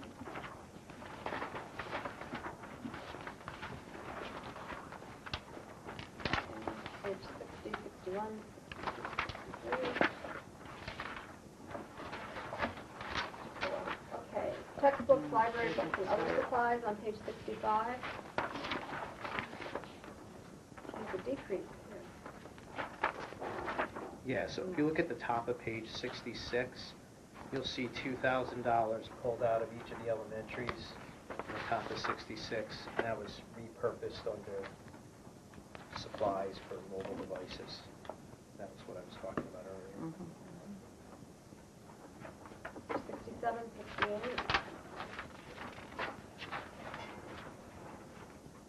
Okay, page 69. I'm sorry, let me just call your attention. I thought I had to produce it, but if you look at page 67, you can look at our textbook line over the years, from a high of 245,000, it looks like in 2011. The last year, couple of years, the last 5 years have all been around the 125, 120 mark. So as we've moved to mobile platforms, that has helped with the textbook line for sure. Jody, And you have I'm going to make a comment about that. Years ago, remember we used to always look at the textbook line, and then we made that decision to break it up over a couple of year period. So little by little we've gotten it down, and with the new technology. But I recall back years ago, that line item was in the 400,000 Then or in more. 2010 and 11, that 220,000 was just for world language and English language arts. But 2017-18 is 125,000, and it's social studies, science, world languages, math, and school counseling. So Right. we've really saved a lot of money there. Any more on page 67 or 68? page 69. Question about, I'm new to this, does the Booster Club for athletics or dance or any of that, because you're involved in all of that? Yeah, Do they buy any equipment, or how is that funding? I'm going to defer to Mr. Hauser on that, how the booster clubs, both maybe in music and athletics, interact with supporting the school. They're very generous. They tend to try to give us things that are outside of the general operating expenses of the sport. So, for instance, they're not usually going to pay for, say referees or transportation. Right. But very often they supplement our equipment. Just this morning, actually, I was signing the authorization for a number of fencing booster club checks. Their equipment is pretty expensive. On the bright side, they do great fundraising. So they saved us a big chunk of expense in terms of upgrading the safety equipment, the face mask, the gloves, the ease of the foils, those types of things. So yes, the booster clubs, music and sports are extremely helpful. Good, thank you. What's our cycle for uniforms? Till when they wear out. Do we say every 2 years? I don't know the answer to that. Every 1 year? Uniform replacement cycle? To be completely honest, you pretty much hit the nail on the head. There are some schools where every 5 years, football's getting a new uniform, the next year soccer's getting a new uniform. We really do try to get as much mileage out of them as we can. And there are some sports, for instance, cross country and track, the uniforms are getting used 3 seasons a year. They wear out a little faster than some of the other sports. And sometimes the return rate isn't so good. Our return rate's actually pretty good. Good, We good. don't Glad have to a hear lot of that. uniforms go missing. But every year Dave will look at where we've got the greatest need, and he will allocate funding to that sport based on that sport's needs that year. Rather than just having we don't need them, but it's year 5. Yeah. type system. I will tell you a lot of our, I don't know how many, but many sports athletes will buy their own warm-ups, things like that, because they want to keep them. They're proud of going to school there, they like it, and this and that and the other. No student's required to do that, but our uniform line would be higher if not for kids wanting to buy some warm-ups and things like And that. booster clubs also tend to help fund those pieces of it. Or the kids' names are getting embroidered on them, and they're going to keep them. Those are never school system money. Okay. With the soccer club, we did like about a 3-year cycle because the vendors would change the uniform styles, and it wouldn't always be available to us, so we'd get locked them into a contract for like 3 years or so. And also, I don't know where this would fit in, but is there any liability or anything where we couldn't rent out the field, the football field or soccer field, like on the weekends or something, outside groups, where we could bring in some extra money that way? It'd be through Park and Rec. Okay. Outside of school hours, Park and Rec oversees the fields. Okay. And 2 things, it's heavily utilized. Right. And B, I'm told by people that other towns may have more affordable rates than we have. I think there's some movement to get a group together to look at that. So yeah, that would be a way to Offset some cost somewhere. Yeah, But that revenue would go to the local park. that's correct. Yeah, because I would think there's plenty of, groups that would be at least interested in something like that, whether it's rugby, soccer, whatever. Yeah. Rugby uses Clark Lane. Page 71 and 72. Number 72, is this all the coaches, does that reflect all the coaches' salaries? That's correct. That would be what supplemental pay is at both the high school and the middle school. I just have a question about the transportation for the girls' JV softball teams. They have their home games at least at Deirdre Field. Now, is there any extra cost to bus them up there, but it's within town, so that's part of our That is contract. a great question that I have absolutely no idea. We'll have it for Thursday. Okay. I was just curious about that, because I know they have more than 3 games.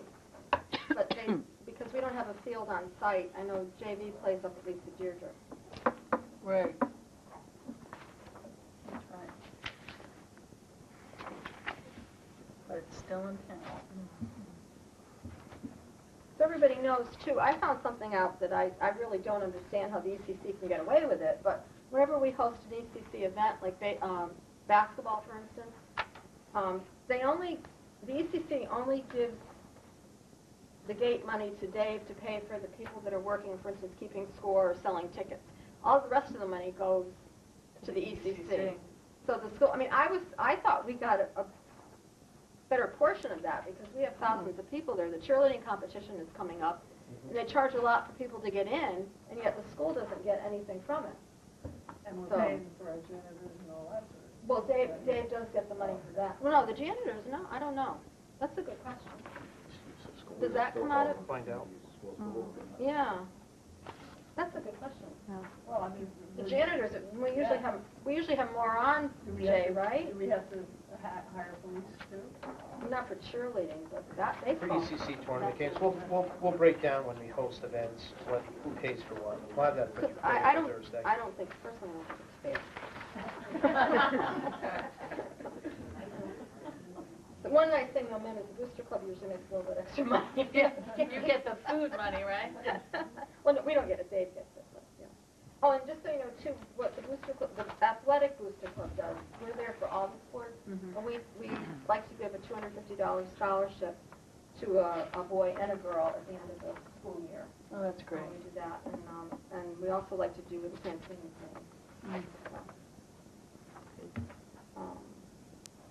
We're on page 71 and 72. Okay, now on to page 73, equipment. Any questions on that?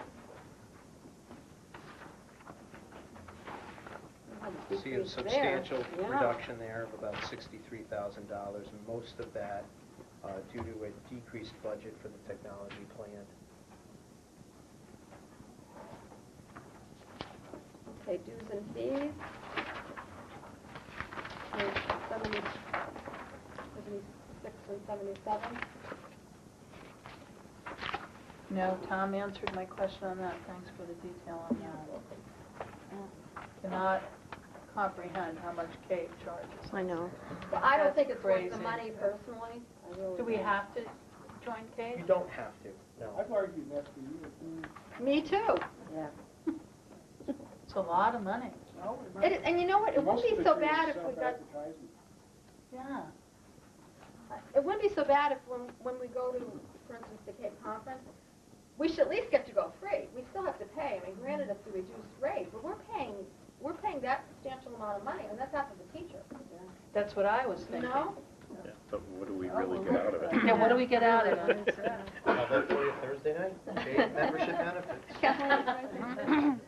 I have mixed, I think they do a lot of work for us statewide. Right. They come down and They they do a lot of research. They come forward. I agree that it's costly. We did take away our dues. We used to belong to the National, and we no longer belong Yeah. to National because that was too expensive. But I think that the CAVE, the workshops they offer for Board of Education members, the presentations, you can learn a lot. You need to take advantage of it, though. You know, do, if you don't use it. if you don't get out there and use the services, then it is money that you could. But if we don't belong, we could still go, but it's a higher rate. Correct. But I bet Right. even what we would attend would be less than what we have to pay a year. Oh, absolutely. Yeah. You know. And the only other, again, I'll print No, I out know- some I know membership they do. benefits. I They know also they have do a do a policy lot. service that we occasionally. That's what I was wondering, if you use that. We We did. mainly use Shipman and Goodwin, but we do Yeah. use their service as a basis of comparison, or to save on legal fees sometimes. Yeah, We'll consult with them. No, I don't know if you wanted me to go through all the appendix. No, the appendix is supplemental information, and we can Okay. certainly, if anybody has questions, answer them, but Okay, any more questions or comments? Does anybody in the audience have any questions or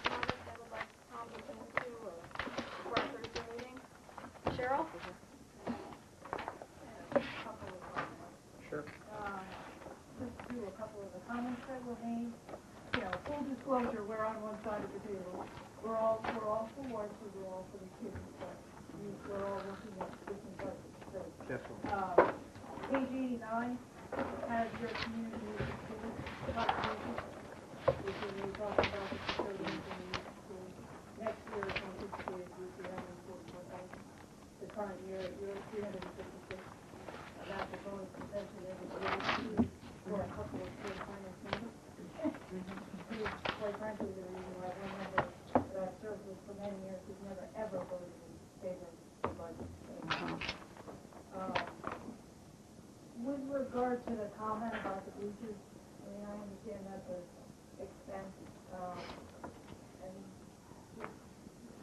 just where I come from, spending $4,000 and $4,000 for kids, property inspector bleachers, the number of people that are on. I agree. These two won't. I totally agree. Absolutely. And I, this is a general comment, and it's not any, well, I see, not anything that I see in here.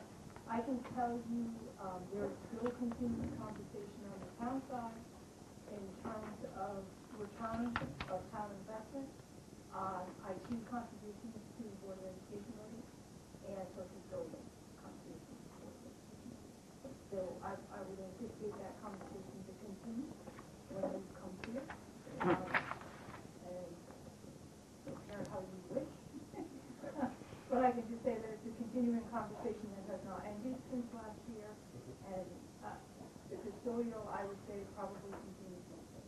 I would like to track you down after the meeting, because I definitely need a little more context on that. Okay. Because I'm I mean, relatively I'm new just guy. trying to give you the Sure. Right. And then in terms of the friendship school, clearly last year was shot for the president in terms of funding and the decision that we were going to make one way or the other. And I've floated this out to a few people in the last month or so, I would say, as it's become more and more clear that you are probably effectively will withdraw from that partnership at the end of this fiscal year. And I guess the only thing I can say is I don't know that I've heard, and maybe I haven't been in the right venue. I don't know that I have heard an impassioned argument or reason to not withdraw from that relationship. So, looking at the numbers, I don't know. I was having a little bit of difficulty in seeing the number about whether it's 300,000 minus Sure. the 165 means the difference if the town is really 150, or what that number is. But I think that if there's an impassioned reason and argument not to get out of that relationship, now's the time to make it. I always feel that there's so many conversations that take place in this town, and sure, I'm on the finance side of it, where we bring up the cost, and the response is to go the other way and back up. And 5 years later, somebody says, we should have. So if there's an impassioned argument to not get out of that relationship, now's the time to make it. But I don't, maybe I haven't been in the right venue, but I don't know that I've heard it, other than Kathleen. I don't think I've heard a broad brush argument not to get out. So if there is one to be made. Sure. Let me just explain the numbers first a little bit. We've budgeted $165,000 to run the 2 pre-K classrooms in next year's budget. This current year we're in now, the current school year, I'm going to switch to friendship now. In this current school year, in this budget we're living in right now, we budgeted $350,000 for the friendship school. The history of the friendship school since it opened has been basically learn, asking Waterford and New London, what can you afford to pay? And that number has varied from in the mid 400,000s to 2 years ago was 100,000. How we can go from 450,000 to 100,000 in this economic climate in 10 years and think that the cost to educate kids went down is beyond me. But the number has varied because Learn has basically called up and said, what are you going to budget? What can Waterford and New London afford? They've been hemorrhaging money for 10 years. They're going to lose $260,000 this year in that school. They've been losing hundreds of thousands of dollars a year now. And that's not news. That was news last spring. We referendum that. The model they're moving to is a per pupil cost model. You're going to pay for however many kids walk through the door each day. We have 193 kids, projecting about 200 this year, 193. If we were still in the agreement, we would be billed 193 times 4,053, which is the per pupil expenditure. Which is just pre-K. This is just pre-K for a cost of $782,000. If the state came through with money for those families that are at or below 75% of the state median income, and families have to disclose their financial information to the school, we would be on the hook for the 88 kids above the median income, because the state's going to pay for everybody below. So minimally, if the state came through for their money, we're at 356, plus the 50 kindergartners for a cost of $308,000. So our bill next year, if we stayed in and the state put all the money they said they're going to put in, 308 and 356 is $664,000. We're at 350 this year. So to continue, you would see a budgetary request of an additional $310,000 in this budget. So when you say you're 308,000 for your existing, those two next year, participate, get absorbed into the school. Correct. And what did you value that at? Because I thought last year the number was pretty close to that. I'm not sure what you're... So, How much fair is it? What enough, the fair cost enough. to the She's right, district? she's right. Like last year, our contribution to the Friendship School was $350,000 plus the intensive. The concern was, it's hard to see the financial benefit in the short term. It's more of the long term and manage the risk. Because of the changes in legislation that happened over the last 24 months for the state, we would have been on the hook for considerably more than we were given before. The state of Connecticut, this current administration, has slowly stepped away from its support of magnet schools. Right? Magnet schools are funded through two mechanisms. There was a grant of $7,900? $7,900 a student. Per student, and the rest was contribution from the regional municipalities. Actually, that only applies to this portion of the state. The state of Connecticut started to recede on that $7,900 down to 76. We're not sure how much further it's going to go. We haven't seen the current numbers on it yet. But essentially, if you think about it, it's just a piece of a pie, right? If the state's stepping away from theirs, our portion is going to get more. The partnership that we had with the Friendship School required us to give a 1-year notification of an intent to step away. We could have been looking at $500,000 $1 million increase with no way of stepping away from that agreement. So, I think the question that Cheryl has though is, what does it cost? Have you accounted for that $308,000 in the budget Yes. to educate those Yeah, communities? the $308,000 is in our budget. The Okay, so kindergarten. it's back in this budget. We understand the 165 Yep. to get the two schools open. Yep. But the 308, is it reflected? It's in the budget. Absolutely. Yep. So I don't know if, is there any way to study it, something that's already been studied? Is there a quantitative or quantifiable benefit that can be demonstrated by Waterford's participation in the Friendship School for the years that it has participated in the students that they have before that? So, I mean, those are the types of things. Yep, to it's a me great that question. would And be we've your done that. impartial extreme passions argument one way or the other, and I don't know that I've seen those. I don't expect you to answer those now. right. But I mean, and I don't know what your position is, whether it's worth it or not worth it, because quite frankly, I haven't heard the argument. We need to stay in it. We need to stay in it. Yeah, we were looking at to take, I mean, quite frankly, my position last year was to take the money away because if we're going to to give it to you, why should someone? Why should the state hold up its end of the bargain if we're going to give it to you? So, that was, that's a decision that you make, and strategically you make it, and it would have been in contingency, whatever final decision that was made. But, I don't expect an answer today, and I don't even know that we'll ever get it. But I'm just saying, I don't know that I've heard an impassioned argument. If there isn't one, there isn't one. I don't think, I'll just give just a very brief comment. I don't think anybody can question the value of a pre-K education. There's plenty of research out there, not specific to friendship, but in general, the value of a pre-K education. And I can provide you with some of that. I've not seen a long-term longitudinal study specific to the friendship school. Others here have much more history with the friendship school than I do. I don't know that that work's been done. There's definitely studies out there and research that supports the value of pre-K. My words, not the board's.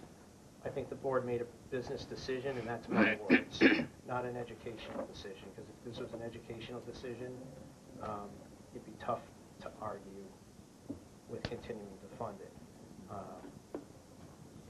And that was a larger decision than just the Board of Ed. There was certainly sentiment at the RTM level last spring about the friendship school, not all in favor. But there's other years with much longer history. Can I really appreciate your question, Cheryl. I think they're really right on target. And I tried my best to give an impassioned speech for us to stay in, driven by the finances and Learn having to go forward with their budget. The board was put in a tight box. However, I was trying and still trying and looking at Waterford was unique in that this was the only, or one of the only urban suburban pre-K, K magnet schools in the state of Connecticut. And we were being short, in my opinion only, I'm only speaking for myself now, that the rate of reimbursement that we were receiving was much lesser than some of the other schools that were doing the same type of business. In other words, some of the Chef O'Neill schools, but they all go under different formulas and different categories. So I was hoping, if we had the time, to see if there was any movement. We know the state has serious fiscal issues, so I don't know whether there was hope there to have that improved or not.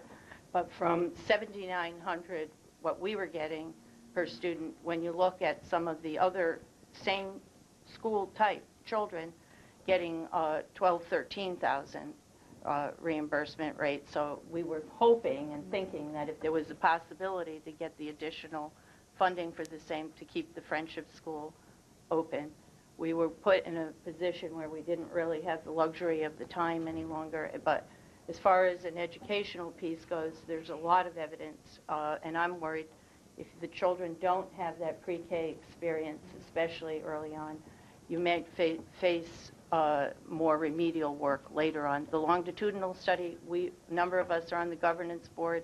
I think that data started to be collected. We asked for getting that, and if that is there, we should share that, because we did ask those questions. And I think there was value. I'm hoping Waterford was not, as a community years ago, it did not meet, a number of parents were not sending their children to pre-K education for various reasons. Some of it had to do with they couldn't afford to. We were happy to see over the years that go up. It was really down quite low way back, and it's up now. I'm just hoping that somehow anyone who wants to go to a pre-K school will have that opportunity. But I certainly think there's educational value to it. I think this was at this point, the best, and everybody tried hard to do what they could to offer those pre-K slots. So. And Cheryl, I don't know if you've ever seen the report card from the Friendship School for the 4-year-olds going into kindergarten. It's unbelievable what they need to know to do that. And I'm just concerned about, it broke my heart to have to pull out of there, because Kathleen and I and other board members, we were involved with Friendship School since its inception in 2005 when it opened. And I believe in preschool education. I think it's very important. And I just hope, down the road, it's not going to hurt our students, our Waterford students. What I'm surprised at is no parents came to us. that I know of. I mean, I have a granddaughter over there. I told my daughter when she goes to the PTO meetings to make sure the parents know, what's going on and they can come to our board meetings, and not one parent came. So I don't know. They're not like we were when our kids were at Southwest. We were very vocal about everything. I'm thankful. We're still here. I'm happy at least we're going to have bursts of 3. I know it's mandated, but at least we will have bursts of 3, and it'll be housed in one of our schools. But I am concerned about the 3 and 4-year-olds and what's going to happen to them. Rich? Bill, I'm sorry, Rich and then Bill. Is there a notification process of our withdrawal from the friendship school grant that went to the parents of the students? That's up to learn. So the original agreement from 2000 said either party, meaning Waterford and London, if they wanted out, had to give 1 fiscal year's notice. So this board had to give notice by June 30th of 16 to be out by July 1st of 17. That vote took place. But that notice was from the board to the Board of Governors at friendship school. Correct. Was there anything that went to the parents of the students? That came from Learn, So they have been notified. because they are the operators of the school. Yep. So we as the Waterford community has no obligation to do that. We can't. I don't think so. I mean, it was certainly multiple articles in the newspaper throughout the last 7 or 8 months. Bill, I'm sorry. I have 2 things. One, I want to back up on Cheryl's comment on the friendship school, and I agree with you and Kathleen that the pre-K education is imperative, and so I was hoping that within this year that we would be able to find a way to be able to continue to fund it. But I recognize, obviously, since I sit on the finance side, the cost of that. And as Cheryl says, if no one can say, boy, this is why it is so valuable to do this and why we should pay this money, then we take the line of least resistance, which is, okay, don't spend it. Spend it on something else. But one of the things that I happen to think of as while you're doing this is if, in fact, Learn decides that, okay, they're going to charge, which I think is appropriate under the new situation that they have to charge some fee in order to keep the stores open. Do you expect that the kindergarten students that you plan next year that would be going to the friendship school are suddenly going to show up at the doorsteps of Oswegatchie, Great Neck, and Quaker Hill? And is that, I don't see that in your numbers in the appendix, but do you have that plan of what you're going to do if all of a sudden you have to open up 4 kindergarten classes? So we're projecting, based on historical averages, 50 kids in kindergarten at Friendship next year. Kindergarten remains free to families because we're statutorily, as a board, required to pay their tuition. So we will pay for kindergartners. But what if they decide, okay, even if they decide, okay, well, we're just going to send the kids to Poland. In fact, I gather, although supposedly parents sign an agreement that they're going to keep them there through kindergarten, a lot of parents have pulled them out and taken them to the schools, regular schools. What if that occurs, then you're going to have a... So we would save $5,600 a kid in tuition, so every 10 kids that came back, we would have funding to add a teacher. Okay. All right. Now, I've got a different question, different subject. Your line item on nursing health service on page 29 says $572,934. Is that all going to VNA? That's correct. Then you better check what VNA is going to charge you. I was just reviewing VNA's budget this afternoon in preparation for our Board of Ed that they do in our conservation of health. And according to that, what they're charging us and what they're charging you, you should be only paying them around $500,000 and $32 or something like that. I can't remember the exact figure because I didn't write it down. I have it written down at home, but I don't have it written down here. I just remembered that basically with the amount of money that they were charging the town, and they combined the town and the Board of Ed expected revenue, and their expected revenue from the town was $532,000 and some extra dollars there.